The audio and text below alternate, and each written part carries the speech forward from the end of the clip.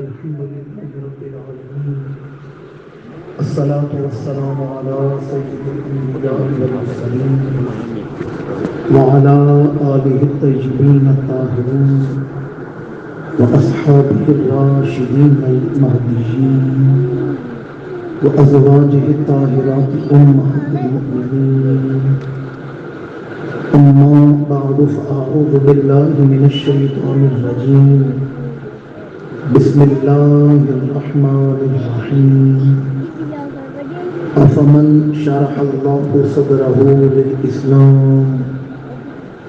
للإسلام فهو على نور من ربه صدق الله مولانا العظيم إن الله وملائكته يصلون على النبي يا أيها الذين آمنوا صلوا عليه وسلموا تسليما الصلاة والسلام عليك يا رسول الله وعلى آلك وأصحابك يا سيدي يا حبيب الله الصلاة والسلام عليك يا خطيب الأنبياء والمرسلين وعلى آلك وأصحابك يا رحمة للعالمين لائق سب احترام ذی الاحتشام فخر اہل سنت حضرت علامہ محمد نعیم اسد جلانی صاحب زندہ مجدور دیگر انتہائی قابل احترام برادران اسلام حاضرین و سامعین اللہ رب العزت کا بے حد احسان فضل و احسان ہے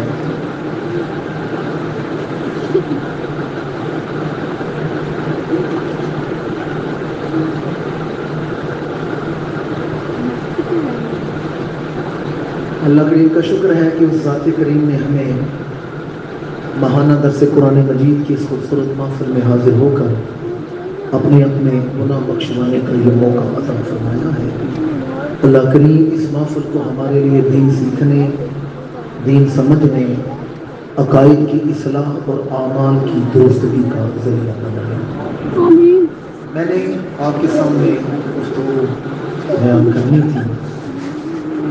یہ مہینہ امام اہل سنت پروانہ شمع رسالت مجدد دین و ملت حضرت امام اشاع احمد رضا خان فاضل بریلی قدس سرہ العزیز آپ کا یوم وصال اس مہینے میں ہے، اور اس مہینے میں آج سے 3 دن بعد 7 ستمبر کا دن جو پاکستان کی نظریاتی سرحدوں کی حفاظت کا دن، عقیدہ ختم نبوت کے تحفظ کا دن، میرے ذہن میں تھا کہ میں اعلیٰ حضرت کا ذکر کروں گا، چند گھڑیاں عقیدہ ختم نبوت کے حوالے سے اشتہار دیکھا ہے وہ ساتھیوں نے، لیکن میں نے موضوع نہیں دیکھا کہ اس مہینے کی نسبت سرکار سید الشہداء نواسہ مصطفیٰ جگر گوشہ زہرا نقشہ مرتضیٰ اسوہ مصطفیٰ مایا صد وفا سیدنا حضرت امام حسن مجتبیٰ رضی اللہ تعالی عنہ آپ کے ساتھ دیا۔ ماہ محرم کا پورا مہینہ ہم نے کربلا والوں کو سلام عقیدت پیش کی ہے، اور سرکار سید الشہداء مولا حسین کا ذکر کی ہے، محافل ہوئی ہے، جمعہ کے موقع پر خطبات آپ نے سنے، 10 محرم کو ہر گھر میں ختم تھا، سبیلیں تھی، لنگر تھے۔ آپ کا کیا خیال ہے مولا علی کا ایک ہی بیٹا شان والا ہے یا دونوں بیٹے شان والے؟ سارے نہیں ہوئے۔ ہمارا المیہ یہ ہم نے انہیں صرف اہل بیت مان لیا جنہیں دوسرا طبقہ مانتے ہیں۔ ہمارے ہاں 3 رمضان سیدہ خاتون جنت کا ذکر تو ہوتا ہے، لیکن سیدہ رقیہ کا ذکر نہیں ہوتا، بی بی ام کلثوم کا ذکر نہیں ہوتا، سیدہ زینب کی محفل نہیں ہوتی۔ یہ بھی رسول اللہ کی بیٹی ہے۔ سیدہ خاتون جنت شفاعت کریں گی تو باقی 3 بیٹیاں شفاعت کریں گی یا نہیں کریں گی؟ اگر خاتون جنت عزت اور تقریم کے قابل ہیں تو حضور کی ساری اولاد 3 بیٹیاں بھی عزت کے قابل ہیں۔ ہمارا المیہ ہم نے صرف انہیں مان لی ہے، پورا مہینہ ہم نے کربلا والوں کو سلام عقیدت پیش کی ہے۔ کتنوں کو پتہ ہے کہ اس مہینے میں امام حسن کا بھی یوم شہادت ہے، اور مرتبے میں دیکھا جائے میں ذمہ دار ہوں جب چاہے جس فورم پر مرضی ہے مجھے بٹھا لیں، امام حسن کا مقام امام حسین سے زیادہ ہے۔ وہ اس لیے کہ امام حسن نے جب وہ بیعت کا سلسلہ ہوا تو کیس نے کہا تھا حسین آپ بھی بیعت کرنے لگے ہیں؟ امام حسین نے غصے سے دامن کھینچ کے کہا یہ حسن نے بیعت کر لی ہے نا، حسن میرا بڑا بھائی بھی ہے، میرا امام بھی ہے۔ بعض لوگ کہتے ہیں 12 امام، سنتے نا 12 امام 14 مسجد، ہم کہتے ہیں 12 نہیں، ہم کہتے ہیں ائمہ اہل بیت۔ یہ 12 کا تصور ہم نہیں مانتے، ہم کہتے ہیں ائمہ اہل بیت۔ اس میں ترتیب اٹھائے نا اہل بیت کا امام ہے، سب سے پہلے ہیں حضرت علی شیر خدا، دوسرے امام کا نام کیا؟ امام حسن مجتبی، تیسرے امام حسین۔ تو پھر امام حسن کا مقام زیادہ ہوا ہی نہیں ہوا، اور ویسے بھی بڑا بھائی زیادہ عزت والا ہوتا ہے۔ چلے اور آسان کر دے تو حضرت علی کی شہادت ہوئی ہے 21 رمضان، نماز جنازہ کس نے پڑھائی ہے؟ نماز جنازہ امام حسن نے پڑھائی، اور ان کے پیچھے ہاتھ باندھ کر نہ صرف نماز جنازہ باقی نمازیں بھی پڑھتے رہے، امام حسین پڑھتے رہے۔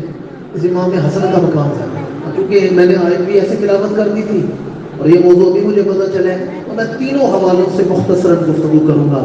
امام حسن کا بھی ذکر ہوگا، عقیدہ ختم نبوت کا بھی ذکر ہوگا، ٹھیک ہے؟ تسلی ہے؟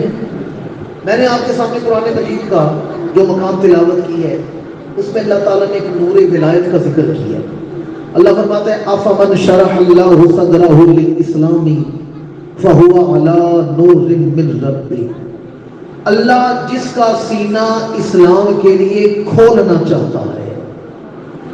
افمن شرح اللہ، شرح صدر سینے کو کہتے ہیں، شرح کا مطلب ہے کھولنا۔ شرح کا مطلب کیا ہے؟ ہم پڑھتے ہیں علم نشرح اللہ کا صدر، اللہ فرماتا ہے محبوب ہم نے آپ کے لیے آپ کا سینہ کھول دیا ہے۔ ہم کہتے ہیں حدیث کی شرح کہتی ہے، یعنی حدیث کی کھول کے بعد جو کریں نا ماننا سمجھائیں وہ شرح ہوتا ہے۔ افمن شرح اللہ، اللہ کھولنا چاہتے ہیں کیا چیز؟ صدرہ، جس کا سینہ، کس کے لیے؟ للاسلامی، اسلام کے لیے، یعنی اللہ جس کا سینہ اسلام کے لیے کھولنا چاہتا ہے۔ فہو علی نور من ربہ، اللہ جس کا سینہ اسلام کے لیے کھول دیتا ہے اللہ اسے مقام نور پہ بٹھا دیتا ہے۔ میں قرآن پڑھوں، علی نور من ربہ، اللہ اسے مقام نور پر بٹھا دیتا ہے۔ کس پر بٹھاتا ہے؟ مقام، سارے نے بولے مقام، اللہ اسے مقام نور پہ بٹھا دیتا ہے۔ کسے بٹھاتا ہے؟ جس کا سینہ اسلام کے لیے کھل گئے، جسے مقاصد دین سمجھ آ گیا، جسے دین کی سمجھ آ گئی ہے، اس کا سینہ کھل گیا ہے، وہ مقام نور پہ آ گیا ہے۔ موضوع پورا ہے لیکن میں ایک جملہ کہہ کے صرف آگے بڑھوں گا۔ میں کہتا ہوں جسے اسلام سمجھ آ جائے وہ تو مقام نور پہ بیٹھ گیا ہے، تو جو اسلام لے کے آیا ہے وہ نور علی نور ہوں گے یا نہیں ہوں گے؟ جسے دین کی سمجھ آ جائے وہ مقام نور پر ہے، تو جو دین لے کر آئے ہیں وہ نور علی نور ہوں گے یا نہیں ہوں گے؟ تیری نسل پاک میں ہے بچہ بچہ نور کا، تو ہے این نور تیرا سب گھرانہ۔ اللہ اس کا سینہ کھولے تو اسے مقام نور پہ بٹھا دے۔ اب یہ مقام نور کیا ہے؟ بس یہی میرا موضوع ہے، یہ مقام نور کیا ہے؟ علامہ محمود علوسی رحمۃ اللہ تعالیٰ علیہ نے روح المعانی میں لکھا ہے اللہ جسے مقام نور پہ بٹھائے، فرماتے ہیں یرون الحق کا بے نورہ ہی، پھر وہ اللہ کے نور سے دیکھتا ہے، اور کیا کوئی دیتا ہے؟ یرون الحق کا بے نورہ ہی وَيَرَوْنَ مِنَ الْعَرْشِ إِلَىٰ تَحْتِ الثَّرَىٰ، وہ زمین کی طرف دیکھے زمین کی آخری تہ نظر آتی ہے، آسمان کی طرف دیکھے اللہ کا عرش نظر آتا ہے۔ کسے نظر آتا ہے؟ جو مقام نور پہ آگے، جو مقام، ایک حدیث سن لیں، امام الانبیاء، صبح کا وقت ہے، مدینہ منورہ میں ہے، گلی سے گزرے ہیں، سامنے سے ایک صحابی آگے ہیں زید، کیا نام ہے؟ حضرت سیدنا زید۔ زید نام کے مختلف، زید بن حارثہ ہیں، زید بن خارجہ ہیں، زید آئے اور میں کیفا اصبحت یا زید، اے زید یہ بتا تیری صبح کس حال میں ہوئی ہے؟ کیا مسئلہ ہے؟ صبح ہو رہی حضور پوچھنے بتا میرے غلام تیرا کیا حال ہے؟ وہ صحابہ جن کی ہر صبح صبح عید ہوتی تھی، یعنی صبح نبی کی عید ہوتی تھی، ہم تو وضحا پڑھتے ہیں نا، تصور کرتے ہیں چہرہ ایسا ہوگا، صحابہ وضحا سنتے بھی ہیں، وضحا دیکھتے بھی ہیں. پر میں کئی پاس بات نہیں آتا ہے، میں یہ بتا رہی تیری صبح کی سال بھی ہوئی. تو زید کہتے ہیں اصبحت مؤمنا حقا، میں نے صبح سحال میں کیا کہ میں پکا مومن، میں خالی مومن نہیں، حقا پکا مومن. میں زید اتنا بڑا دعویٰ ہے، دلیل کیا ہے؟ اب زید کی دلیل سنیں.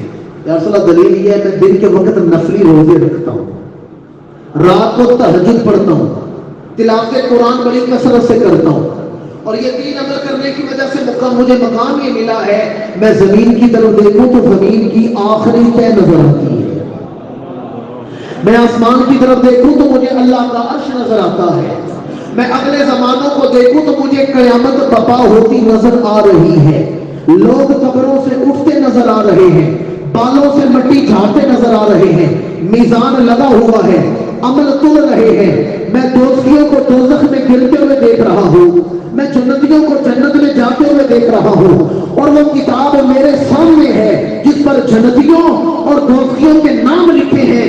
یا رسول اللہ اگر آپ مجھے اجازت دیں تو میں بتانا دوں کون کون جنتی ہے کون کون دوزخی ہے.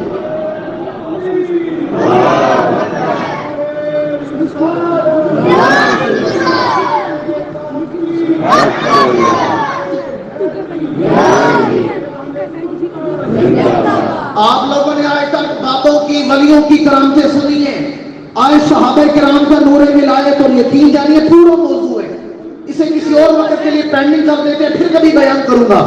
اگر صحابہ ولی نہیں اللہ نے ولایت بنائی کوئی نہیں، اگر رسول کے صحابہ ولی نہیں دنیا میں ولی ہے ہی کوئی نہیں ہے. وقت نہیں میں صدیق اکبر کے علم غیب کو بیان کروں، فاروق اعظم یا ثانیہ الجبل کے علم غیب بیان کروں، مولا علی کا علم بیان کروں، یہ وقت ہی نہیں. میں آپ کی توجہ کا طالب ہوں. امام الانبیاء کی صحابی زید کرتے ہیں یا رسول اللہ اگر آپ مجھے اجازت دیں تو میں بتا سکتا ہوں جنتی کون ہے دوزخی کون ہے، یہی مدینے میں کھڑا کھڑا بتا سکتا ہوں. میرے آقا نے یہ نہیں فرمایا اس سے ہذیان ہو گیا ہے، بلکہ فرمایا اگر ایسا بندہ دیکھ رہا ہو جس کا سینہ اللہ نے روشن کر دیا ہے نظر اللہ قلبہ، اگر ایسا بندہ دیکھنا ہو میرے غلام میرے صحابی زید کی زیارت کر لو. یہ اللہ کے رسول کہہ رہے ہیں اگر کسی کا سینہ نور ولایت سے روشن منور دیکھتے ہیں زید کا دیدار کریں. بالکل ٹھیک ساؤنڈ ہے، صرف تھوڑی سی کو صرف تھوڑی کم کر دے، باقی بالکل ٹھیک ہے، باقی نہیں چھوڑے. آپ کی توجہ کا طالب حضرت زید نے اپنی کرامت کا اظہار کیا. پھر میں بارے دیگر کہہ رہا ہوں اگر صحابہ ولی نہیں تو ولی ہے.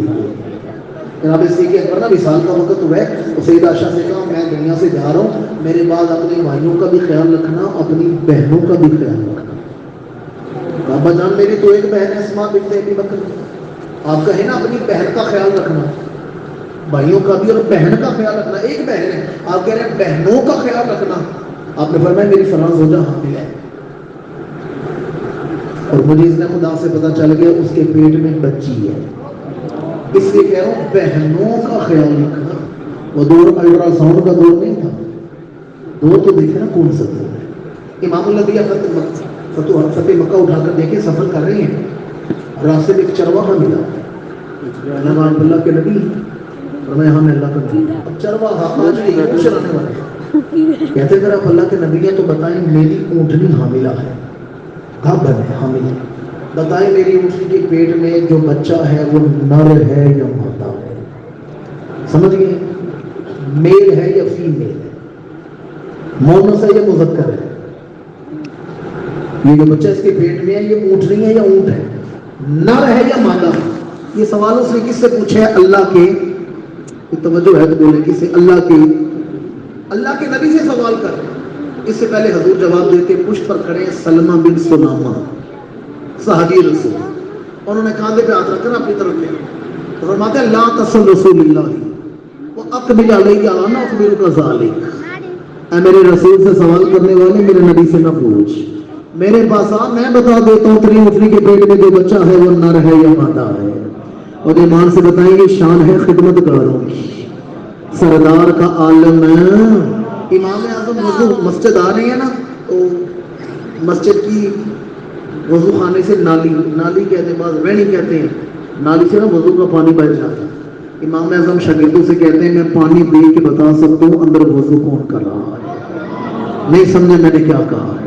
میں پانی دے کے بتا سکتا ہوں اندر وضو کون کر رہا ہے، اور یہ بھی بتا سکتا ہوں یہ جو پانی ہے نا، وضو کرے تو پتہ نا حضور کی حدیث ہے چہرہ دھوئے تو چہرے کے گناہ، ہاتھ دھوئے تو ہاتھوں کے گناہ دھل جاتے ہیں. فرماتے ہیں میں پانی دے کے بتا سکتا ہوں جو پانی وضو کر رہے ہیں نا یہ اس کے کون کون سے گناہ دھو کے آ رہا ہے. تو آپ کو آگے کی بات سناؤں. امام اعظم نے پھر تنہائی میں عبادت کر کے دعا مانگی، پروردگار یہ کرامت واپس لے لے، یہ کرامت واپس لے لے، میں تیرے بندوں کے عیبوں کا گواہ نہیں بننا چاہتا.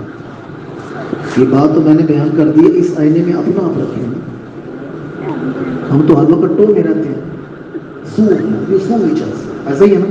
ایک محلے میں، خاندان میں، برادری میں کسی کی بات پتہ چلے صحیح ہو جائے، وہ اللہ مان لیتے ہیں.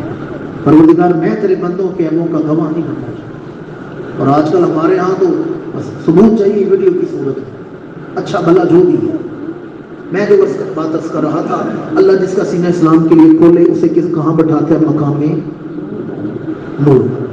بس میں نے تمہید علی صاحب کو لیا ہے. اب چلیں اس وسیع موضوع کی طرف. اعلیٰ حضرت عظیم البرکت حضرت امام اشا احمد رضا خان فاضل بریلی قدس سرہ العزیز جوانی میں حج کرنے کے لیے تھے تو مطاف میں بیٹھے جہاں طواف کیا جاتا ہے. اللہ ہمیں بھی طواف کعبہ عطا فرمائے. وہاں بیٹھے ہیں، ایک شیخ آئے حسین بن صالح رحمۃ اللہ تعالیٰ علیہ، عرب شیخ تھے، عربی بزرگ تھے، سینکڑوں ان کے مرید ان کے ساتھ. اعلیٰ حضرت کھڑے ہیں، حسین بن صالح آئے، انہوں نے اعلیٰ حضرت کو دیکھا، دوڑ کے آگے بڑھی ہیں، اعلیٰ حضرت کو سینے سے لگاتے جا رہے ہیں، ماتھا چومتے جا رہے ہیں اور روتے جا رہے ہیں. اس آیت کے حوالے سے اعلیٰ حضرت کا تعارف کروانے لگا جو میں نے خطبہ کے دوران پڑھی. ماتھا بھی چوم رہے ہیں، رو بھی رہے ہیں. بعد میں مریدوں نے پوچھا حضرت آپ اس جوان کو جانتے ہیں؟ یہ جوان کون ہے؟ ہندوستان کا جو جوان ہے. فرماتے میں نہیں جانتا یہ کون ہے، مجھے تو نام بھی نہیں پتا، میں تو پہلی دفعہ دیکھ رہا ہوں. کہا کہ اتنی وابستگی ہے محبت، ماتھا بھی چوم رہے، رو بھی رہے، اس میں کیا حکمت تھی؟ تو شیخ حسین بن صالح فرماتے ہیں واللہ انی لعاجد نور اللہ من ھذا الجبین، میں نے اس جوان کے ماتھے سے ولایت کا نور نکلتے ہوئے دیکھا ہے. اس کا چہرہ بتا رہے ہیں یہ بڑا سعادت والا ہے، ھذا سعید، یہ بڑی سعادت والا ہے اور اللہ اس سے دین کا بڑا کام لینے والا ہے. اعلیٰ حضرت کا شخصی تعارف ہی میں نے کرنا ہے، مولا حسن کا ذکر کرنا ہے اور دو باتیں ختم نبوت کی، آگے سارے موضوع مکمل ہو جائیں. اعلیٰ حضرت کی ولادت ہوئی ہے 1272 میں 10 شوال. آپ کا جو خاندانی تعلق ہے افغانستان کا شہر ہے قندھار. کون سا شہر ہے؟ سنا ہوگا قندھاری، یہ نام بڑا مشہور ہوتا ہے. قندھار کا ایک قبیلہ تھا بڑھیج، اور یہ بڑا متمول امیر کبیر گھرانہ تھا اور بڑا باوقار گھرانہ تھا. اعلیٰ حضرت کے سارے باوجداد اعلیٰ حکومتی عہدوں پر رہے، اعلیٰ حکومتی عہدے. ان کے دادا ہیں مولانا رضا خان، انہوں نے دنیا چھوڑ کر نہ درویشی کو بنایا. ان کے بیٹے ہیں مولانا نقی علی خان، ان کے بیٹے ہیں حضرت امام احمد رضا خان جنہیں ہم اعلیٰ حضرت کہتے ہیں. یہ مغلیہ دور میں لاہور رہے ہیں اور بڑے عہدوں پر یہ فائز تھے. آپ لوگوں نے سنا ہوگا کہ لاہور میں ایک محل ہے جسے شیش محل کہتے ہیں، سنا نا؟ شیش محل، آپ کو پتہ ہے لاہور کا شیش محل اعلیٰ حضرت کے بزرگوں کی جاگیر تھی، اعلیٰ حضرت کے بزرگوں کی جاگیر. پھر یہ آئے دہلی میں، اور پھر دہلی سے وہاں بھی شش ہزاری عہدہ. شش ہزاری عہدے کا مطلب شش کہتے ہیں 6 کو، ششم 6 کو کہتے ہیں. شش ہزاری یعنی ایسا ہوتا ہے اس کے نیچے کام کرنے والوں کی تعداد 6000 ہے. شش ہزاری عہدہ. پھر یہ بریلی منتقل ہوئے اور ملا جسولی میں اعلیٰ حضرت کی ولادت باسعادت ہوئی. آپ کا ننیال بھی پرہیزگار متقی علمی گھرانہ، والد بھی، دادا بھی، والدہ بھی بڑا علمی گھرانہ. علمی گھرانے میں آپ کی پرورش ہوئی. 6 سال کی عمر میں آپ نے محفل میلاد میں پہلی تقریر کی اور 2 گھنٹے تقریر کی ہے. 2 گھنٹے تقریر کی ہے محفل میلاد میں 6 سال کی عمر میں. 2 سال بعد عمر ہوئی ہے 8 سال. 8 سال کی عمر میں آپ نے ہدایت النحو کی عربی شرح لکھی ہے، اردو نہیں، عربی شرح. اور 13 سال کی عمر میں آپ مفتی کے عہدے پر فائز ہو چکے تھے. یہاں بچے بیٹھے ہیں 20 سال عمر ہے, پوچھیں مفتی کا مطلب کیا ہے. 13 سال کی عمر میں پہلا اسلامی فتویٰ آپ نے لکھا ہے, پڑھ کے نہیں سنایا, خود فتویٰ لکھا ہے. اور پتہ فتویٰ کس موضوع پر, سوال کیا تھا, کس پر فتویٰ تھا؟ بڑا مشکل دقیق سوال.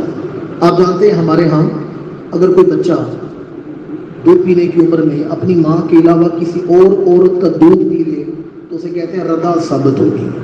اب یہ رضاعت کیا ہے کہ اب وہ عورت اس کی رضائی ماں ہے, اس کی اصل و فرع اس پہ حرام ہو گئی, یعنی اس کی بیٹیاں, اس کے بیٹے اس بچے کی رضائی بہن بھائی ہیں, رضائی بہن بھائی ہیں.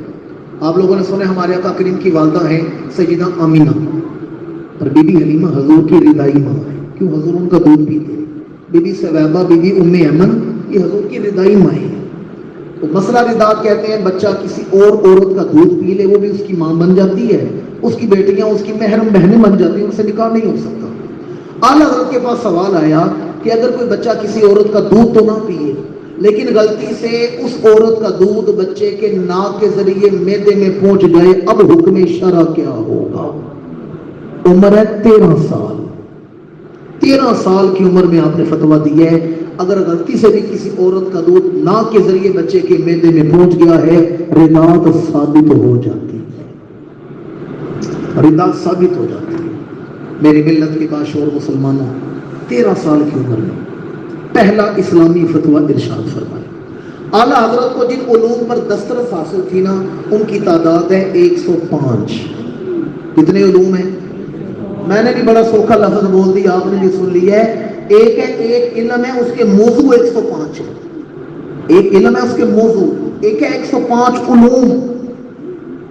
105 علوم پر دسترس حاصل تھی اعلیٰ حضرت کو. اب وہ کون کون سے علوم ہیں؟ بے شمار ہے.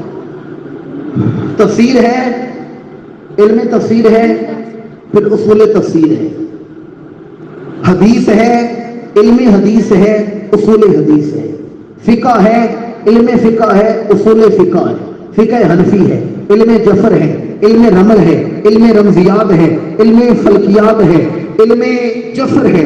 اس کے علاوہ نباتات کا علم ہے, حیوانات کا علم ہے, علم معاشیات ہے, علم توقیت ہے, علم قانون ہے, فقہ ہے, تخصص ہے, بے شمار علوم ہے. اور ان علوم پر آپ نے جو کتابیں لکھی ہیں نا ان کی تعداد ہے 1000. کتنی کتابیں ہیں؟ 1000 کتابیں اعلیٰ حضرت نے ان علوم پر لکھی ہیں. باقی کتابیں چھوڑ دینا, باقیوں کی بات نہیں کرتے. اعلیٰ حضرت نے جو فتویٰ لکھی ہے نا, فتویٰ انہیں جمع کیا گیا, ان کا نام ہے فتاویٰ رضویہ. مشکل باتیں تو نہیں کر رہا ہوں, بات بڑی خوبصورت کرنے لگا ہوں, توجہ کا تعلیم ہو. کیا نام ہے؟ فتاویٰ رضویہ. پتہ کتنی جلدیں ہیں اس کی؟ 33, جسے کہتے ہیں 33 جلدہ. 33 جلدیں ہیں فتاویٰ رضویہ کی. کتنی جلدیں ہیں؟ ابھی یہاں رکیں اور توجہ کریں. تاریخ اسلام میں 2 فتاویٰ بڑے مشہور ہوئے ہیں.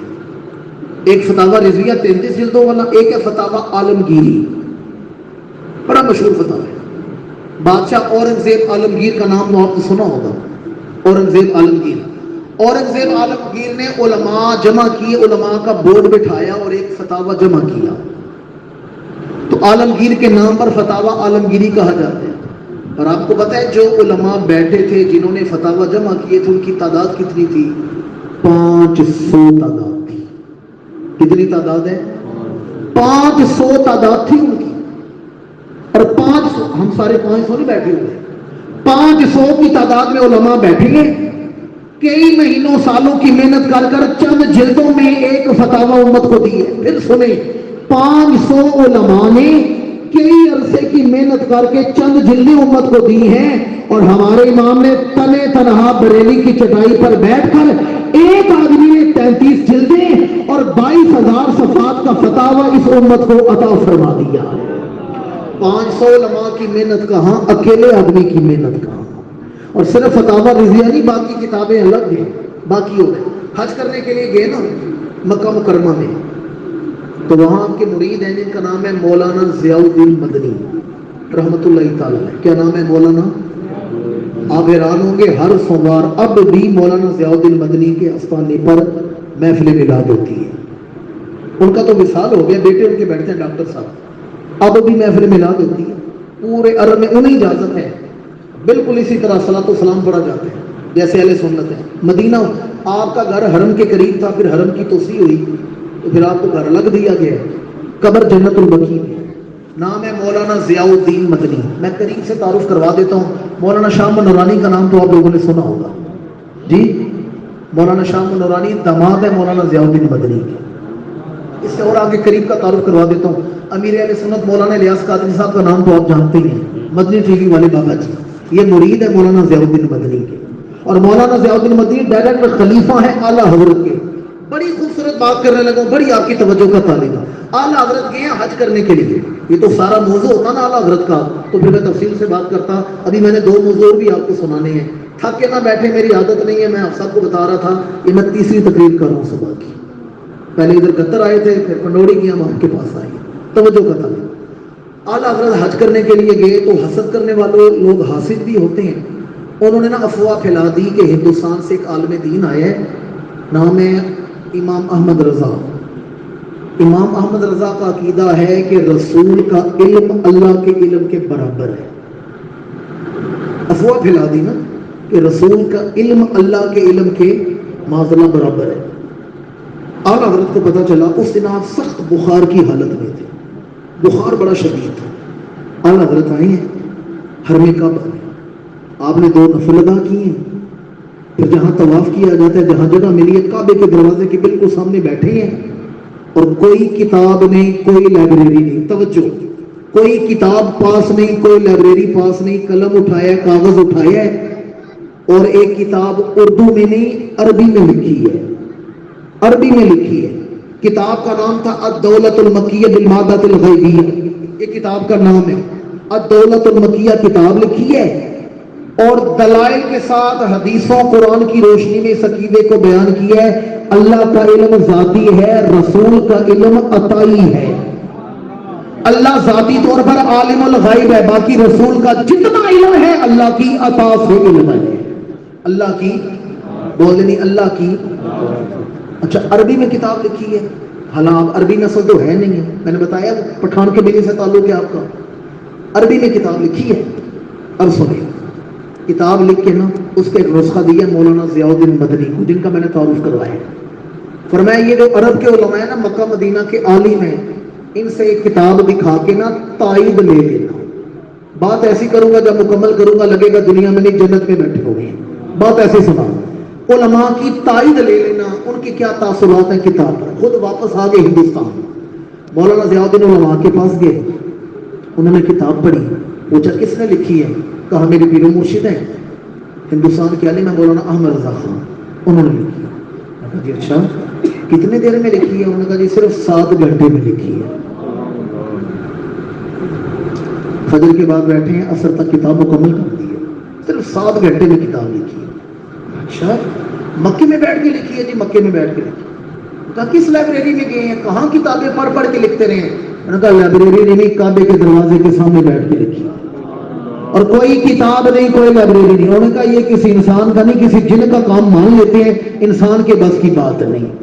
علماء نے اپنی اپنی رائے کا اظہار کیا ہے. مولانا ضیاء الدین مدنی جب ہندوستان آئے نا بریلی, اعلیٰ حضرت سے ملے. آپ نے پوچھا بتاؤ کتاب دکھائی تھی علماء کو. جی دکھائی تھی. ان کے کیا تاثرات ہیں. تاثرات بیان کرنے کے بعد مولانا ضیاء الدین مدنی نے کہا اعلیٰ حضرت آپ میرے پیر و مرشد ہیں, میں آپ کا مہر معراج ہوں. عرب کے علماء تو نہیں جانتے آپ کون ہیں, میں جانتا ہوں آپ کون ہیں. اب مجھے اصل بات بتائیں, اصل بات کیا ہے. اس کا ہی مزہ ہے, اس کی چس ہے. اب مجھے اصل بات بتانی ہے, اصل بات کیا ہے. علماء عرب آپ کو نہیں جانتے, میں مرید ہوں, مجھے بتائیں آپ کون ہیں, مجھے بتائیں اصل بات کیا ہے. اعلیٰ حضرت کی آنکھوں میں آنسو آ گئے. اور میں اصل بات یہ ہے, میں بیمار تھا, بخار بڑا تھا, مجھ پر جب اعتراض ہوا میں باب کعبہ کے سامنے گیا, میں نے 2 نفل پڑھ کے دعا مانگی. تو میں نے جب سر اٹھا کر دیکھا تو کیا نظر آیا, اللہ نے آنکھوں سے سارے پردے ہٹا دیے. دروازے کعبہ پر میں نے اللہ کے رسول کو کھڑے ہوئے دیکھا ہے. میں نے اللہ کے رسول کو دیکھا ہے. حضور کے دائیں طرف مولا علی کھڑے ہیں. توجہ, دائیں طرف مولا علی کھڑے ہیں, بائیں طرف شہنشاہ بغداد سیدنا غوث اعظم کھڑے ہیں. आला हज़रत मुरीद है कादरी सिलसिला के, गौसे आज़म का फैज़ है। फरमाते हैं दरवाजे काबा पर, बागे काबा पर अल्लाह के रसूल खड़े हैं, काबे के दरवाजे पर, दाएं तरफ मौला अली है, बाएं तरफ गौसे आज़म है। गौसे आज़म ने अल्लाह के रसूल का हाथ पकड़ रखा है और मेरी तरफ इशारा करते हैं या रसूल अल्लाह, अहमद रजा आ गया है, बीमार भी है, परेशान भी है और है हमारे सिलसिले का खादम, है कादरी सिलसिले का खादम, है हमारा खादम। इस पर नजर शफकत फरमाएं। बरेली के ताजदार फरमाते हैं बस हुजूर ने एक निगाह उठाकर देखा, जिस तरफ उठ गई दम में दम आ गया। उस निगाह इनायत पे, उस निगाह इनायत पे बरेली के ताजदार फरमाते हैं बस अल्लाह के रसूल ने मुस्कुरा कर देखा, अब मैं हुजूर को देखता जा रहा था, हदीसें लिखता जा रहा था। अब अल्लाह के रसूल को देखता जा रहा हूँ, हदीसें लिखता जा रहा हूँ। आप फरमाते हैं ये किताब है ना जो अता हुई है, ये हुजूर की निगाह शफकत से अता हुई है। फिर आला हज़रत ने कुछ शेर लिखा है जो हर नात खान पढ़ते हैं, वह आला हज़रत ने गौसे आज़म से हवाले से नात का शेर लिखा है, उसमें गौसे आज़म का जिक्र किया है। ना तो आपने सुनी है, वाह क्या जो दो करम है शाहिद बता, तेरा नहीं सुनता ही नहीं मांगने वाला तेरा। उसके आखिर में लिखते हैं, यहाँ फरमाते हैं तेरी सरकार में लाता है रजा उसको शफी जो मेरा होश है और लाडला बेटा तेरा। आप जानते हैं गौसे आज़म ने शफात की है तो हुजूर ने नजर करम फरमाई है तो किताब लिखी गई है। इस बात को इजहार करते हैं तेरी सरकार में लाता है रजा उसको शफी, मैंने अपना सफारशी गौसे आज़म को बना दिया। तेरी सरकार में लाता है रजा उसको शफी जो मेरा होश है और लाडला बेटा तेरा। तुझसे तर से सग से है मुझको निस्बत, मेरी गर्दन में भी है दूर का डोरा तेरा। वक्त में मैं आला हज़रत के हवाले से और बातें करूं, मैंने दो बातें आपको और भी सुनानी है। आला हज़रत अज़ीमुल बरकत, ये भी मिर्ज़ा गुलाम कादियानी ने अक़ीदा ख़त्म नबूवत पर डाका डालने की कोशिश की है। तो नक्शबंदी सिलसिला के एक बुजुर्ग थे, उन्होंने किताब लिखी, पहली किताब जो लिखी गई आपको पता है कि 1857 में लिखी गई। उसके बाद आला हज़रत ने 3 किताबें अक़ीदा ख़त्म नबूवत पर लिखी, अक़ीदा ख़त्म नबूवत की पैरादारी की। अब अक़ीदा ख़त्म नबूवत के बस मैंने आपको यही बताया और फिर इमाम हसन मुश्तबा का भी जिक्र करना है। अक़ीदा ख़त्म नबूवत ये है, हमारे आका करीम को बंदा सिर्फ नबी मान लेना कि हुजूर सिर्फ नबी है, बंदा मुसलमान नहीं होता जब तक हुजूर को आखिरी नबी ना मानना चाहिए। समझे ना मैं क्या कह रहा हूं? हुजूर को बंदा सिर्फ रसूल मान लेना, सिर्फ रसूल है, ईमान नहीं मुकम्मल होता जब तक हुजूर को आखिरी रसूल ना मानना चाहिए। आपको पता है अक़ीदा ख़त्म नबूवत किस कदर जरूरी है?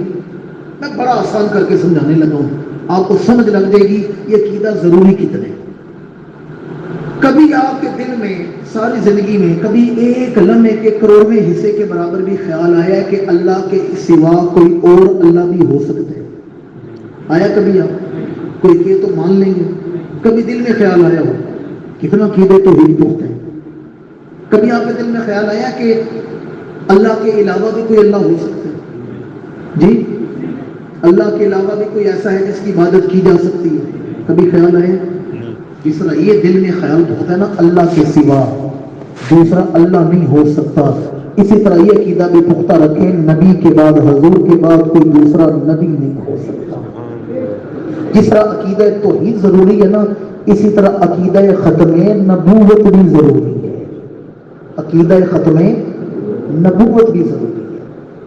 अब इस पर हदीसें बेशुमार हैं, रवायात बेशुमार हैं, ये आपसे उधार कर लेते हैं कि पूरा मौजू अलग बयान होगा। ठीक है जी, पूरा 7 सितंबर 1973 पाकिस्तान के सबसे बड़े फोरम पर हमारे बुजुर्गों ने मेहनत की, मौलाना शाह नूरानी ने मेहनत की है और हमारे एक ऐसे बुजुर्ग गुजरे हैं जिनका चेहरा ही जलाल का पैकर था।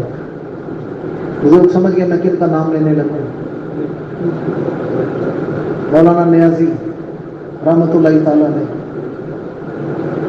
अब्दुस्तार खान नियाजी, बुजुर्गों ने शायद चेहरा देखा होगा, मैं नौजवानों को निशानी बता देता हूँ, इंटरनेट पर जाकर ना नाम लिखी फोटो आएगी, बाबा जी ऊंचे शिमले वाला कुल्ला पहनते थे, पता ना। अच्छा एक मजे की बात सुनाऊं आप, लुत्फ की बात, आप ना ऊंचे शिमले वाला ना पहनते थे, سفید چہرہ تھا، آنکھیں شیر کی طرح، کوئی آنکھ بھر کے ان کا چہرہ نہیں دیکھ سکتا، نیازی خون تھا، 6-7 فٹ کا تھا ان کا۔ مدینہ منورہ گئے تو کلا پہن کے گئے، ہوٹل سے نکل رہے ہیں نا، تو سامنے والے ہوٹل سے دوسرے مکتب فکر کا مولوی تھا، اس نے پہچان لیا، دوڑ کے آیا، کہنے لگا مولانا نیازی، عبدالستار خان نیازی، یہاں تو یہ کلا اتار کے آنا تھا، یہاں تو یہ شملہ نیچے کر کے آنا تھا، ہمیں بڑا سکھاتے ہو مدینہ میں، ہم غلام ہیں، خادم ہیں، اپنے آپ کو مدینے کا سادو کتے کہتے ہو، تو یہاں تو یہ شملہ اتار کے سادہ ٹوپی پہن کے آنی تھی۔ پتہ ہے مولانا عبدالستار خان نیازی نے کیا جواب دیا؟ اب فرماتا ہے یہی تو میں حضور کو دکھانے آیا ہوں کہ پورے قد سے جو کھڑا ہوں تو یہ ہے تیرا کرم، مجھ کو جھکنے نہیں دیتا ہے سہارا تیرا، یہی حضور کو دکھانے آیا ہوں۔ آج عصر کے بعد آ کے دیکھ لینا، عبدالستار کی یہ دستار جب اسمبلیوں میں جا کے نہیں نہ جھکتی، دروازے رسول پر جھکی ہوئی نظر آئے گی۔ آپ کو پتہ ہے تحریک پاکستان میں آپ کا بڑا کردار ہے، جب 50 میں چلی نا عقیدہ ختم نبوت کی تحریک چلی تو آپ کو گرفتار کیا گیا، بڑی خاص بات سنانے لگا، آپ کو گرفتار کیا گیا، جج نے آپ کو سزائے موت سنا دی تھی، جج نے سزائے موت سنا دی ہے، آخری پیشی کے لیے عدالت میں بلایا گیا، آخری پیشی کے لیے، ہاتھوں میں ہتھکڑیاں، پیروں میں بیڑیاں، آپ کو کٹہرے میں کھڑا کیا گیا، جج کہنے لگا مولانا عبدالستار خان نیازی، اگر تم وعدہ کرو نا کہ آج کے بعد تم مرزیوں کو کافر نہیں کہو گے، آج کے بعد تم عقیدہ ختم نبوت بیان نہیں کرو گے، میں اسی پیشی پر تمہاری رہائی کے آرڈر کر دیتا ہوں، ابھی ہتھکڑیاں بھی اتر جائیں گی، بیڑیاں بھی اتر جائیں گی، ایک دفعہ کہہ دو میں آج کے بعد عقیدہ ختم نبوت بیان نہیں کروں گا۔ مولانا نیازی مسکرائے، فرمایا زندگی اتنی بھی غنیمت تو نہیں جس کی خاطر عہد کمزر کی ہر بات ہی مانی جائے۔ آپ نے فرمایا کیا کہہ رہے ہو، عقیدہ ختم نبوت بیان نہیں کروں گا تو آزاد کر دو گے؟ اس نے کہا جی ابھی اسی وقت آزاد کروں گا، ابھی ہتھکڑیاں اتر جائیں گی۔ آپ نے فرمایا جج صاحب آپ مجھے آزاد کرو، یہ بیڑیاں ہتھکڑیاں اتارو، میں جیل سے عدالت سے نکلتا ہوں، کچہری کے سامنے چوک میں جا کر پہلا کام ہی حضور کی ختم نبوت پہ پیرا دوں گا، پہلا کام ہی یہ بیان کروں گا مرزائی کافر ہیں، کافر ہیں، کافر ہیں۔ جج کو غصہ آ گیا، پتہ جج نے آپ کیا کہا؟ جج کہتا ہے you will be hang by neck, تجھے سولی پہ لٹکایا جائے گا، پھانسی پہ چڑھایا جائے گا، you will be hang by neck, تجھے سولی پہ پھانسی پہ لٹکا۔ جج نے کہا یہ مولوی آدمی ہے، اسے کون سا انگریزی آتی ہے؟ انگریزی میں فیصلہ کرنے لگے، کہتا ہے you will be hang by neck, انگریزی بابا جی کو بھی آتی تھی، بابا جی نے مسکرا کر ایک جملہ کیا، یقین کرے سمندر کوزے نے بند کر دی ہے، جملے کا مزہ لینا نہیں، لہجے کا مزہ لینے والے، لہجے کی اپنی تاثیر ہے۔ جج کہتے ہیں you will be hang by neck, آپ کو پھانسی پہ چڑھایا جائے گا۔ بابا جی مسکرا کے کہتے ہیں از دیٹ آل، بس اتنی ساری سزا، بس اتنی ساری سزا۔ فرمایا میری ماں نے ایک نیازی جنا ہے، ایک نیازی پیدا کیا ہے، اگر ایک اہل سنت کی 1,00,000 مائیں 1,00,000 نیازی پیدا کریں، وہ سارے بیٹے نبی کے قدموں پہ قربان کیے جا سکتے ہیں۔ جج صاحب تمہیں پتہ ہی نہیں ہمیں مدینے والے سے پیار کتنا ہے۔ تاجدار ختم نبوت، تاجدار ختم نبوت، ہمارے بزرگوں نے محنت کر کے عقیدے کو بچایا ہے، محنت شاقہ سے۔ اس لیے 7 ستمبر عقیدہ ختم نبوت۔ اب آئے تیسرا موضوع، سرکار سید الشہداء نواز مصطفیٰ سیدنا امام حضرت۔ اچھا ایک یہ بھی بات کرتا چلوں، آپ لوگ یہ نہ سمجھیں کہ ہماری گورنمنٹ نے آئین نے انہیں غیر مسلم قرار دے دیا، اب کسی کام کی ضرورت نہیں۔ میں پہلے بھی عرض کر چکا ہوں، کبھی پورا موضوع آپ کو سنائیں گے، پھر یہ بھی بتاؤں گا کہ اس دور میں کس کس فورم پر ختم نبوت کے گستاخ کہاں کہاں کس کس نہج پہ کام کر رہے ہیں، آپ کو پتہ ہی نہیں ہے کس کس نہج پہ کام ہو رہا ہے، تو پھر کبھی انشاءاللہ پوری تفصیل بتائیں گے، نصابی حوالے سے، جغرافیائی حوالے سے۔ آپ کو تو پتہ ہی نہیں نہ چلا، آپ نے تو سیاسی جماعتوں کے نعرے لگا دیے، آپ کو تو پتہ ہی نہ چلا یہ کوریڈور کیوں بنایا گیا، سیالکوٹ والا، پتہ ہے نا آپ کو، نام پتہ ہے اس کا آپ کو؟ جی جو سکھوں کے لیے یاترا کے لیے بنایا گیا، پتہ ہے آپ کو اس کے پیچھے کیا ہے؟ یہ آپ کو پتہ ہی نہیں ہے، یہ تو سازش ہے نا کہ پاکستان کے اتنے ٹکڑے ہوں گے، سندھ دیش میں ہوگا، بلوچستان میں ہوگا.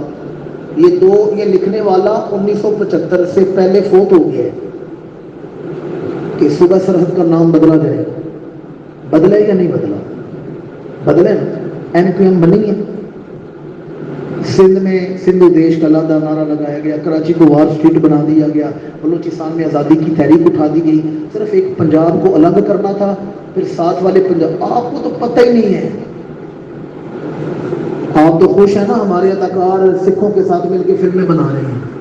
آپ کو پتہ کیا سازش کھیلی جا رہی ہے؟ یہی دکھایا جا رہا ہے یہ ایک ہی کلچر ہے، ایک ہی پٹی ہے. خالصان کا نعرہ یہ 75 میں اس سے پہلے لکھا گیا، شورش کشمیری نے لکھا ہے. اجمی اسرائیل کتاب کا نام ہے. کہتا ہے یہ خالصان کے سکھ کھڑے ہوں گے اور یہ ہمارا کلچر ایک ہے جی، بولی ایک ہے، کلچر ایک ہے، کھانے ایک جیسے ہیں، اور یہ سارے مل کے جائیں گے جنیوا میں عالمی عدالت انصاف میں. ہم پنجابی ہیں، ہمارا الگ ملک ہونا چاہیے. یہ پنجاب اور سکھوں والا پنجاب. میں سارا پنجاب پھرا ہوں انڈیا میں جا کے نا، چندی گڑھ، فتح گڑھ، ہریانہ، لدھیانہ، یہ سارے علاقے میں پھرا ہوں. انہوں نے کہا جی ہم دونوں مل کے نا ایک حکومت بنے گی جس کا وزیر اعظم مرزئی ہوگا، صدر سکھ ہوگا. صدر مرزئی ہوگا، وزیر. آپ کو پتہ نہیں آپ کے ساتھ کھیل کون سا کھیلا جا رہا ہے. آپ تو خوش ہو کے ہمارے اسٹیج کے اداکار جا کے نا فلموں میں بڑا کام کر رہے ہیں جی، بڑی فلم چل گئی ہے. لعنت ایسی سوچ پر. پتہ ہی نہیں نسلوں کے ساتھ کیا کیا جا رہا ہے. اس لیے میں نے کہا نا یہ میں موضوع نہیں چھیڑتا، پھر وقت کافی ہو گیا ہے، ورنہ یہ الگ مضمون ہے. کہاں کہاں آپ کے خلاف، ختم نبوت کے خلاف کیا کیا کام ہو رہے ہیں. یہ چھوڑ دیں اس بات کو. جس بات پر آپ کی توجہ کا طالب ہو، تاجدار گولڈا پیر میر علی شاہ صاحب گولڈا شریف میں آرام کر رہے ہیں. یہ مہینہ تاجدار گولڈا کی وصال کا مہینہ ہے، عرس ہوتا ہے پیر میر علی شاہ صاحب کا. آرام کر رہے ہیں. خواب میں اللہ کے رسول کا دیدار ہوا اور حضور نے ناراضگی کا اظہار کیا ہے. قدموں سے لیتے رسول کیا خطا ہو گئی ہے. فرمایا لاہور میں بیٹھ کر مرزا عقیدہ ختم نبوت کی چادر پہ ہاتھ ڈال رہا ہے اور تو گھوڑے میں آرام سے لیٹا ہوا. پھر تاریخ اٹھا کر دیکھے تاجدار گولڈا آرام سے نہیں رہے، نکلے ہیں لاہور گئے ہیں. وہ تاریخی مناظرہ ہے مرزا کے ساتھ. مرزا کہنے لگا جی دونوں سورہ فاتحہ کی تفسیر لکھتے ہیں. میں اپنی تفسیر میں ثابت کروں گا معاذ اللہ میں اللہ کا نبی ہوں. آپ اپنی تفسیر میں ثابت کریں جن کا کلمہ پڑھتے ہیں وہ اللہ کے آخری نبی ہے. کاسب پیغام لے کر آیا. تاجدار گولڈا مسکرائے. فرمایا ٹھیک ہے مرزا سے کو ٹھیک ہے. دونوں سورہ فاتحہ کی تفسیر لکھتے ہیں، پر لکھیں گے اس طرح جیسے میں کہوں گا. کہا جی آپ کیسے کہیں گے؟ فرماتے ہیں دونوں اپنا اپنا کاغذ اور قلم میز پر رکھ دیں گے، پھر قلم کو حکم دیں گے.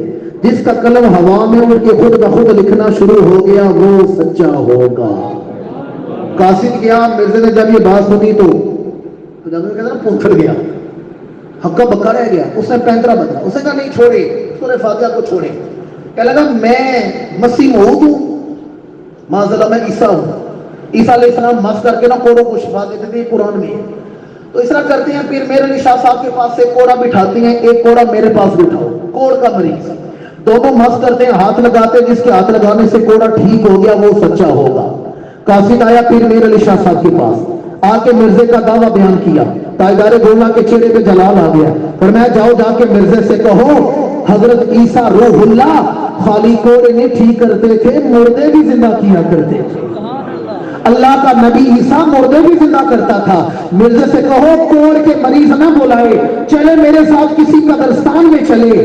دونوں اپنے اپنے پیر کی ٹھوکر مارتے ہیں.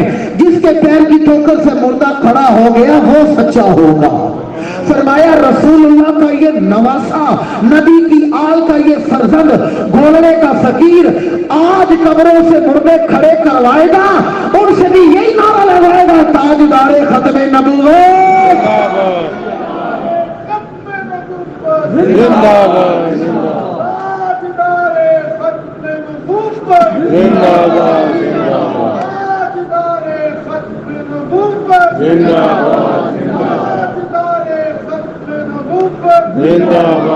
اور آپ کو مزے کی بات بتاؤں، بڑی لطیف بات کرنے لگوں. اسی سے امام حسن کی طرف آ رہا ہوں. تاجدار گولڈا کی رگوں میں خون ہے حضور شہنشاہ بغداد کا، اور ان کی رگوں میں خون امام حسن مجتبی کا. پیر میر علی شاہ صاحب امام حسنی اولاد، حسنی سید امام حسن کی اولاد میں سے. آپ فرماتے ہیں میں اپنے نانا کی عقیدہ ختم نبوت کو بیان کرنے کے لیے قبروں سے مردے کھڑے کروا کر ان سے بھی یہی کرواؤں گا لا الہ الا اللہ محمد رسول اللہ. بعد میں علماء نے پوچھا، صحابیوں نے پوچھا، حضور اتنے بڑے دعوے کہ قلم خود بخود لکھے گا، مردے زندہ ہوں گے؟ تاجدار دولہ کی آنکھوں میں آنسو آ گئے. پر میں کہاں یہ دعویٰ کر رہا ہوں، مجھ سے تو یہ دعویٰ کروایا جا رہا ہے. مجھ سے یہ دعویٰ کروایا جا رہا ہے. فرماتا ہے کل رات مجھے رسول اللہ کا دیدار نصیب ہوا ہے. اور امام الانبیاء نے فرمایا میرے علی شاہ کل مرزے کے سامنے ڈرنا نہیں، تو جو کہے گا وہ ہو جائے گا. لفظ بولنا تیرا کام ہے، پورا کر دکھانا ہمارا کام ہے. اچھا یہ جملے آپ نے بولے ہیں اردو میں، کس بولی میں؟ ایک جواب آپ نے پنجابی میں بھی بولا ہے، وہ نہ سنا دوں آپ کو، نشہ نہیں اترے گا آپ کا اگلے مہینے درس قرآن آنے تک، نشہ نہیں اترے گا. تاجدار گولہ سے کہو گے اتنے بڑے دعوے کہ قلم لکھے گا، مردے زندہ ہوں گے. آپ مسکرا کے فرماتے ہیں کٹا کلے دے سر تے ٹنگدا ہے. نہیں سمجھے میں کیا کہہ رہا ہوں؟ کٹا کلے دے سر تے ٹنگدا ہے. یقین جانیے آپ کا ایک فرمان ہے جو ہر عالم اپنی تقریر میں بولتا ہے، ہر عالم. آپ کا یہ فرمان ہے جو آج ہر کسی کی زبان پر ہے. آپ فرمایا کرتے تھے ختم نبوت کے عقیدے پر کام کرنے والے کی پشت پر اللہ کے رسول کا ہاتھ ہوتا ہے. حضور صرف نبی نہیں بلکہ حضور آخری، حضور تیسرا موضوع تاکہ سارے مکمل ہو جائے. سرکار سید الشہداء امام حسن مجتبی رضی اللہ تعالیٰ ولادت با سعادت ہوئی. امام الانبیاء کو خبر ملی. اچھا آپ کو پتہ ہے جب حضور کے اپنے بیٹے ان کا وصال ہوا تھا نا، دوسرے بیٹے، تو کافروں نے اقدام کیا تھا کہ ان کا پریشان نہ ہو، اب پیغمبر اسلام کی اولاد نہیں رہی تو جس کی اولاد نہ ہو اس کا نام ہی باقی نہیں رہتا، 2 نسلوں بعد تو بندہ جانتا ہی نہیں، تو لہٰذا ان کا دین ختم ہو جائے گا، پریشان ہونے کی ضرورت نہیں. گھر میں بیٹے کی میت پڑی ہے اور مشرک خوشی منا رہے ہیں، کل بھی رسول کی حالت کیا ہوگی؟ تو پہلی بیٹا جا رہے ہیں، حضور پریشان ہوئے ہیں. اللہ نے فرمایا کہ سورہ کوثر کا شان نزول سنا رہا ہوں آپ کو. اللہ نے فرمایا جبریل جا کر میرے محبوب کو یہ دیکھیں. جب کسی صورت کا ترجمہ کریں گے نا تو سیاق و سباق تو دیکھیں گے نا کس موقع پر نازل ہوئی ہے، بھئی کون سا واقعہ ہوا، کون سی بات ہوئی تو اللہ کی طرف سے یہ کلام آیا ہے، یہ بھی تو دیکھیں گے نا. اب بات کیا ہوئی ہے؟ بیٹا وصال ہوا ہے اور مشرک خوشی منا رہے ہیں. اللہ نے فرمایا جبریل جا کر میرے محبوب کو یہ پیغام سنا کیا انا اعطینا کل کوثر. لفظی ترجمہ ہے بے شک آپ کو ہر چیز فطرت عطا کی ہے، اور وجہ کیا تھی؟ بیٹا نہیں تھا. فرمایا محبوب ہمیں اتنے بیٹے عطا کروں گا جنہیں کو گن نہیں سکے گا. اچھا اس صورت اس کے بعد اس آیت کے نزول کے بعد گلشن محمدی میں پہلا بیٹا کون سا پیدا ہوا ہے؟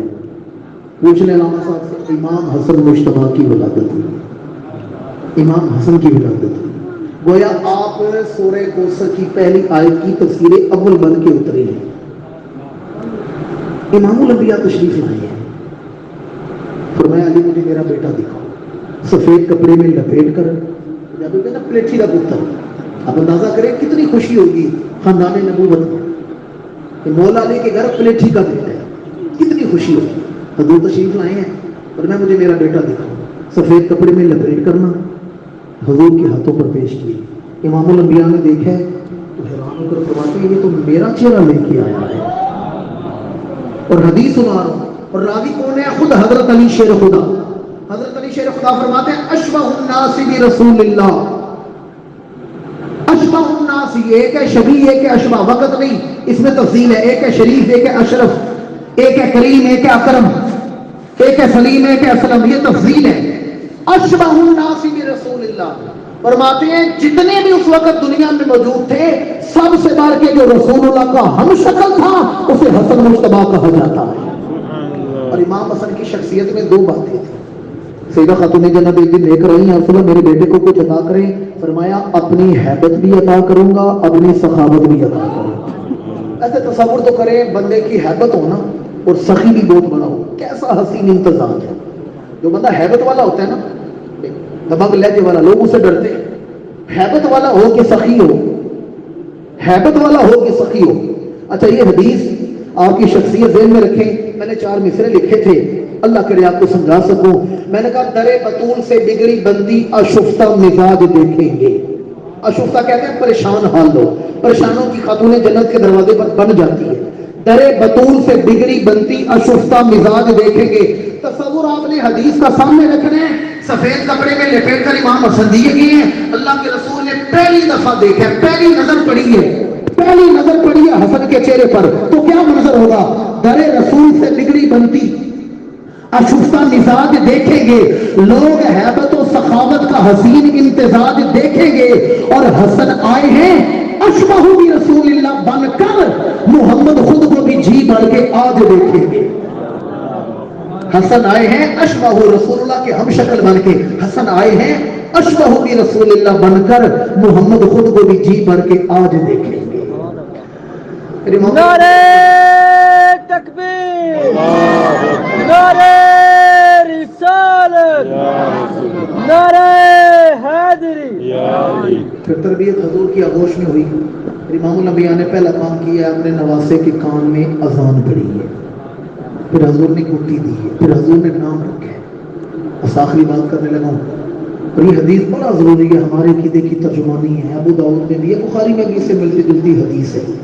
امام الانبیاء منبر پر جلوہ فراز ہے, صحابہ سامنے بیٹھے ہوئے ہیں. حضرت امام حسن مجتبی تشریف لائے ہیں. عمر کیا ہے؟ 2.5-3 سال کا ہے, چھوٹی عمر, کرتا لمبا پہنا ہوا ہے. اچانک آپ کا پاؤں اڑ جائے کرتے میں, آپ زمین پر آ گئے. میں یہ نہیں کہہ رہا زمین پر گرے ہیں, یہ ہلکا لفظ ہے, یہ تو خود گردوں کو اٹھانے والے ہیں. یوں کرتے میں پاؤں مبارک اڑ جائے اور زمین پر آ گئے. امام الانبیاء خطبہ دے رہے ہیں, منبر پر جلوہ فراز ہے, صحابہ سن رہے ہیں. حضور نے دیکھا نا, حضور نے خطبہ چھوڑے اور حدیث کے لفظ ہے تہبت. صحابہ سمجھتے ہیں نا جی, 2-3 اچھا تہبت یوں اٹھائیے اور دوڑے ہیں امام حسن کی طرف. دوڑ کے اٹھا کے لائے, اپنے ساتھ منبر پر بٹھا لیے. حدیث میں بعد میں سناتا ہوں, ایک لمحے کے لیے مجھے رک کر بتائیں. امام حسن جو زمین پر آئے ہیں تو حضور کہہ سکتے تھے نا, بلال میرے گھر کا نوکر ہے, خادم ہے, ذاتی خدمت کرنے والا ہے, بلال جا کے حسن کو اٹھا لو, کہہ سکتے تھے نا, بولتے نہیں. سلمان و من اہل البیت, سلمان میرے گھر والوں میں سے ہے, گھر کا ذاتی, سلمان جاؤ جا کے حسن کو اٹھاؤ, کہہ سکتے تھے. چلے انہیں چھوڑیں. مولا علی بھی تو سامنے بیٹھے ہوئے, علی تمہارا بیٹا زمین پر ہے, جاؤ لے کے آؤ, کہے حضور نے نہیں. حضور گئے اور خطبہ چھوڑ کے گئے ہیں. اور یہ کون ہے؟ یہ خطیب الانبیاء اپنا خطبہ چھوڑ کے جا رہے ہیں. کوئی پوچھے حضور کی نگاہ سے حسن کتنے قیمتی ہیں. ہم نے صرف انہیں کا ذکر کیا جنہیں دونوں دوسرے مانتے ہیں. پورا مہینہ ان کے ختم دلائے ہیں. ان کا ختم بھی دلانا چاہیے یا نہیں دلانا چاہیے؟ اصالے ثواب کرنا چاہیے یا نہیں کرنا چاہیے؟ سنیں, امام الانبیاء گئے, امام حسن کو اٹھائے, اپنے پاس منبر پر بٹھائے. اب حدیث سننی بھی ہے, حدیث دیکھنی بھی ہے. میں منظر کشی کرنے لگا ہوں. صحابہ فرماتے ہیں پہلے حضور کا موضوع اور تھا, اب موضوع ہی بدل گئے, موضوع بدل گئے. امام الانبیاء نے 3 دفعہ یہ کام کیا ہے. 3 دفعہ کیا کیا ہے؟ حضور نے پہلے امام حسن کو دیکھا ہے, فرماتے ہیں صحابہ پھر ہمیں دیکھا ہے, پھر امام حسن کو دیکھا ہے, پھر ہمیں دیکھا ہے, پھر امام حسن کو دیکھا ہے, پھر ہمیں دیکھا ہے. ہم سمجھ گئے بڑی خاص بات ہونے لگی ہے, ہم اٹینشن ہو گئے ہیں. تو توجہ کرے نا, خطبہ چھوڑ دیا, موضوع چھوڑ دیا جو بھی تھا. 3 دفعہ اپنے نواسے کو دیکھا ہے, صحابہ کو دیکھا ہے, امام حسن کو دیکھا ہے, صحابہ کو دیکھا ہے, پھر امام حسن کو دیکھا ہے, پھر صحابہ کو. 3 دفعہ. صحابہ فرماتے ہیں ہمارے دل, سماعت, روح, ضمیر, خمیر سب متوجہ ہو گئے. حضور نے اپنا ہاتھ اپنے نواسے کے سر پہ رکھا ہے, توجہ, سر پہ رکھا ہے اور فرمایا ان ابنی ھذا سید, میرا یہ بیٹا سردار بنا کر بھیجا گیا ہے, یہ میری امت کا سردار بنے گا, یہ میرا سید بیٹا ہے, یہ میرا سردار بیٹا ہے. آگے حدیث طویل ہے, اختصار کرو جو ہمارا عقیدہ ہے. امام الانبیاء نے فرمایا ایک وقت آئے گا میری امت پر بڑا مشکل وقت ہوگا, بڑا. ابھی تک امت اس مشکل سے نہیں نکلی. پوچھنے علامہ صاحب سے, ابھی تک اس مشکل سے ہم نہیں نکلے, ابھی تک وہ مشکل وقت ہم پر طاری اس کے اثرات ہیں. پر میں ایک وقت آئے گا میری امت پر بڑا مشکل وقت ہوگا, بڑا مشکل وقت آئے گا. کیا مشکل وقت ہوگا؟ فرمایا بین فئتین من عظیمتین من المسلمین, فرمایا میری امت میں سے دو گروہ کھڑے ہوں گے، من المسلمین، مسلمان ہوں گے. کیا ہوں گے؟ تو کس موضوع میں کافر کہہ رہا ہے؟ جنہیں حضور اپنے امت کی صفوں میں رکھے کوئی نکال سکتے ہیں؟ بولتے نہیں. کوئی بڑے سے بڑا ذاکر نکال سکتے ہیں انہیں؟ امام الانبیاء نے فرمایا علی کا گروہ بھی اسلام میں ہوگا، امیر معاویہ کا گروہ بھی اسلام میں ہوگا. حدیث نہ ہو اگلے اتوار میں یہاں نہیں چھوڑ دوں، منبر پر بیٹھنا چھوڑ دوں. فرمایا من المسلمین، وہ دونوں مسلمان ہوں گے، دونوں اسلام والے ہوں گے. اب سنیں، فرمایا جب میری امت پر مشکل وقت آئے گا تلوار چلے گی، خون بہے گا. مشکل ترین وقت جب میری امت پر آئے گا لوگ بدحواس ہوں گے، جانا کدھر ہے، کیا کریں، کوئی سمجھ نہیں آ رہی. اب سنیں، فرمایا جب یہ مشکل وقت آئے گا نا، پھر میرا یہ سردار بیٹا کھڑا ہوگا، پھر میرا یہ سید بیٹا، پھر میرا یہ سردار بیٹا، پھر میرا یہ 16 جو بیٹا، پھر میرا یہ سخی بیٹا، پھر میرا یہ کریم بیٹا، میرا سردار بیٹا، میرا سید بیٹا کھڑا ہوگا اور کرے گا کیا؟ ساری امت کو ایک جھنڈے کے نیچے جمع کر کے دکھا دے گا. اور میرا یہ سردار بیٹا کھڑا ہوگا، ساری امت ایک جھنڈے کے نیچے جمع کر کے دکھا دے گا. اب مجھے بتائیں، حدیث سامنے رکھیں، امام حسن نے کن سے صلح کی تھی؟ اللہ کریم آپ کو نا، بس آخری جملہ، مجھے احساس ہے آپ کے وقت کا، میری صبح پھر 8 بجے دوڑ لگ جانی، آگے مصروفیات ہیں کل کی. آخری بات، اللہ کریم آپ کو نا مدینہ منورہ کی حاضری عطا فرمائے. حرم کعبہ میں تو چاروں طرف گول صفیں ہوتی ہیں، مدینہ منورہ میں نہیں، کیونکہ چاروں طرف بیت اللہ کی صفیں بنتی ہیں. مدینہ منورہ میں مسجد کے باہر جو صفیں بنتی ہیں نا، صحن میں، وہ چھتریوں والے جو صحن ہیں، ان میں نا ایک بورڈ لگا ہوا ہے کہ یہ امام کی حد ہے.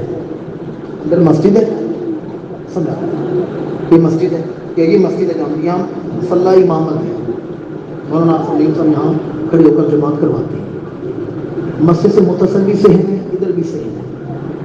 آپ پیچھے صفے بنائیں، ہم پیچھے صفے بنائیں، ادھر بھی صفے باندھیں، ادھر بھی صفے باندھیں، بھائی زمینوں میں صفے باندھیں، مجمع کثیر ہو. جو صف ان سے آگے بنے گی وہ جماعت سے نکل جائے گی.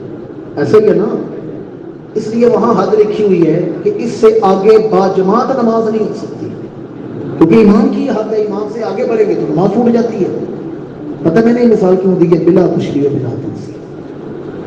ہم نے سیدنا امیر معاویہ کو مانا ہے تو امام حسن کے پیچھے ہاتھ باندھ کے مانا ہے. یہ جو نہیں نہ مان رہی ہے اپنے امام کی حد توڑ کے آگے بڑھ گئی، یہ جماعت سے نکل گئے، یہ سوات اعظم سے نکل گئے. اور میں نے اس پر ایک ہی شعر لکھا ہے بڑا زمانی، پتہ نہیں مجمع اس کا وہاں پہنچتا نہیں پہنچتا، کیونکہ یہ شعر ایسے لکھے نا پھر میں بندے ڈھونڈتا ہوں کو سمجھنے والا ہو، کسے سنائے. شعر بڑا زمانی ہے. میں نے کہا جن کو حسن نے مانا انہیں نہ ماننے والے، جن کو حسن نے مانا انہیں نہ ماننے والے ایک وقت میں دو گناہ کرتے ہیں. نہیں سمجھے میں کیا کہہ رہا ہوں؟ ایک تو اس سے نہیں مانتے جسے حسن نے مان لیا ہے، دوسرا امام حسن کا فیصلہ نہیں مانا.